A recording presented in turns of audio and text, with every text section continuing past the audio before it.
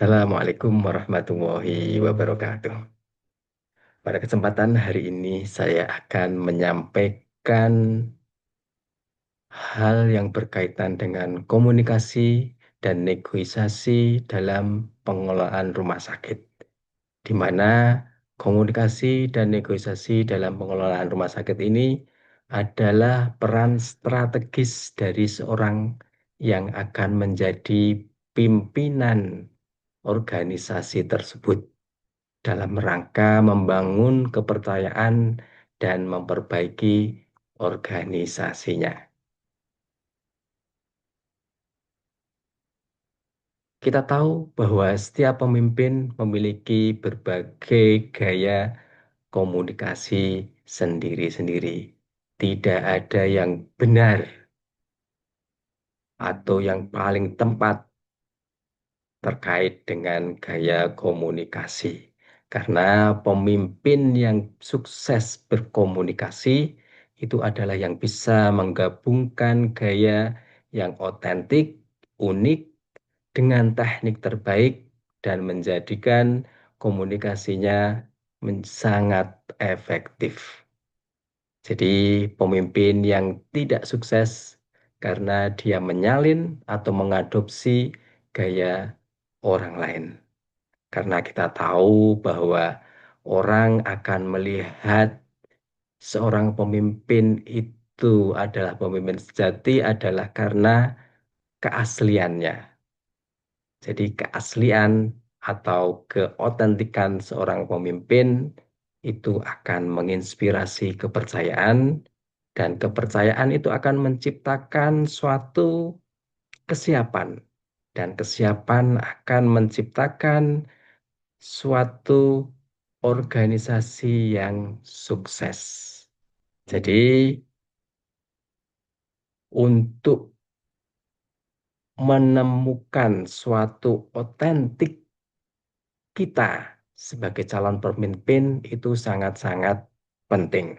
Maka orang bijak sering mengatakan bahwa lebih mudah menjadi diri sendiri daripada menjadi atau berpura-pura menjadi orang lain.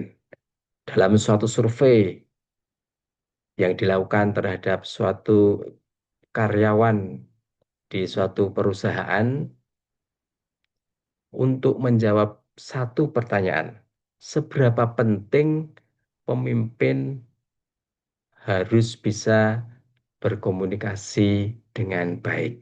Ternyata hasilnya 91,5% mengatakan sangat penting karena komunikasi yang baik merupakan hal krusial kompetensi kepemimpinan. Dan hanya 7,8% mengatakan agak penting dengan alasan bahwa pemimpin tersebut melakukan banyak hal yang berkaitan dengan kesuksesannya. Dan hanya 0,70% mengatakan tidak penting karena ada kompetensi lain yang lebih dibutuhkan sebagai seorang pemimpin dibandingkan hanya dengan kemampuan komunikasi. Maka di sini kita harus tahu bahwa kemampuan komunikasi itu adalah suatu kompetensi yang harus dimiliki oleh seorang pemimpin. Yang kedua adalah negosiasi. Negosiasi merupakan kunci kesuksesan suatu bisnis. Tidak ada perusahaan, organisasi, maupun rumah sakit yang dapat bertahan tanpa kontrak yang menguntungkan. Karena dalam suatu strategi yang dibuatnya itu harus bisa menciptakan suatu nilai dan bisa menciptakan suatu keunggulan yang kompetitif bagi organisasinya. Dengan kata lain bahwa keberhasilan suatu organisasi ataupun rumah sakit bergantung pada kesuksesan kontrak baik itu pada pemasok, baik itu terhadap pelanggan, maupun berbagai macam pemangku kepentingan yang lain. Nah, kemampuan berkontrak atau kemampuan untuk menegosiasikan dan melaksanakan kontrak yang sukses merupakan fungsi penting dari sebuah organisasi atau rumah sakit sebagai syarat untuk bisa mendapatkan nilai tambah dan bisa menjadikannya mempunyai suatu keunggulan yang kompetitif. Tapi kebanyakan orang atau banyak orang merasa bahwa dia negosiator yang baik karena dia bisa menunjukkan berbagai macam keberhasilannya atau dalam kata lain dia bisa menunjukkan keunggulan-keunggulannya, tapi dia tidak bisa menunjukkan bahwa apa yang dilakukannya itu sudah sesuai dengan sifat-sifat yang dimiliki oleh seorang negosiator. Dan harusnya ketika bernegosiasi, seseorang negosiator itu harus tahu tahapan-tahapannya. Yang pertama tahapannya adalah paham pentingnya dia bernegosiasi. Karena kita dalam kehidupan sehari-hari pasti banyak melakukan kontrak, tapi tidak tanpa melakukan negosiasi. Misalkan kalau kita membeli makanan, membeli minuman, membeli baju, membeli aplikasi, atau membeli alat-alat yang lain, kadang kita tidak melakukan negosiasi. Coba bayangkan kalau kita melakukan negosiasi pasti akan lebih baik. Jadi negosiasi sebenarnya diperlukan pada segala hal. Tapi banyak orang yang mengatakan malu atau kayaknya nggak nyaman gitu ya. Tapi itu sebenarnya bukan perasaan yang universal karena ada yang melakukan hal tersebut dan mereka mengatakan itu suatu pengalaman yang menyenangkan, suatu pencapaian yang dibutuhkan oleh seseorang. Untuk itu harus paham bahwa negosiasi secara alami atau secara tradisional adalah terkait dengan posisi. Posisi saya adalah seseorang yang ingin mendapatkan eh, bagian tersebut.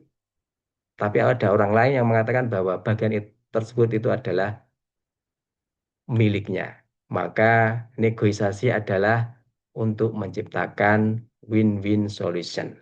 Jadi bisa memberikan suatu kesepakatan atau satu hasil yang menguntungkan semua pihak. Dan seorang negosiator juga harus tahu bahwa dia harus memahami BATNA atau Best Alternative to Negotiation Agreement, di mana BATNA ini adalah suatu plan B. Jadi ketika kita melakukan suatu negosiasi terhadap vendor A, maka kita sudah harus punya plan B ataupun sudah punya satu rencana dengan vendor B ketika misalkan nanti dengan vendor A kita tidak berhasil melakukan suatu kesepakatan. Di samping itu, seorang negosiator harus punya 10 karakter unggul yang menjadikan negosiator tersebut bisa dianggap unggul. Di mana yang pertama adalah keberanian. Jadi ketika dia berani, percaya diri, tapi tidak pernah merendahkan eh, orang yang diajak negosiasi, maka dia merupakan bisa dikatakan bahwa dia memiliki keberanian. Juga disiplin diri perlu dimiliki oleh seorang negosiator, di mana orang yang disiplin diri paham dengan apa yang harus dilakukan dan harus melakukan apa. Dia paham, disiplin, tidak pernah keluar dari hal tersebut. Dan dia tekun ataupun tahan banting. Ketika dia mendapatkan tekanan, maka dia akan tetap berada dalam posisi yang direncanakan di awal. Juga dia tegas bahwa dia selalu mengatakan apa yang akan dilakukannya kalau nanti berhasil, tapi tidak pernah mengatakan bahwa apa yang tidak akan dilakukannya. Jadi dia tegas. Juga dia mempunyai insting yang bagus, bahwa insting itu akan terbangun dengan sendirinya, bahwa biasanya dia akan senantiasa benar dengan apa yang eh, lebih sering benar atau lebih sering tepat daripada dia ataupun salah gitu ya. Terus selanjutnya dia senantiasa hati-hati. Karena memang dengan berhati-hati, kadang-kadang hal yang terlihat bagus untuk menjadi kenyataan belum tentu nanti akan seperti kenyataannya. Dan juga dia mempunyai rasa ingin tahu yang besar. Ingin tahu nih apakah ini memang apa detail itu apalah itu memang perlu dia ketahui dan memang dia ingin diketahui. Juga dia punya peralatan numerik karena tahu bahwa nilai sebenarnya dan berapa biaya yang dikeluarkan sebenarnya. Juga yang ke-9 adalah kreativitas. Dia sudah mempunyai berbagai macam kemungkinan apa yang harus dilakukannya. Dia mempunyai banyak kreatif dan juga dia mempunyai sifat rendah hati. Karena memang manusia yang membuat suatu kesepakatan dan tentu saja ketika dia eh, rendah hati maka akan menimbulkan rasa hormat. Jadi 10 karakter ini harus dipahami oleh seorang negosiator agar 10 karakter ini bisa menginspirasinya dan menjadikan apa yang dilakukannya sesuai dengan prinsip dari negosiasi.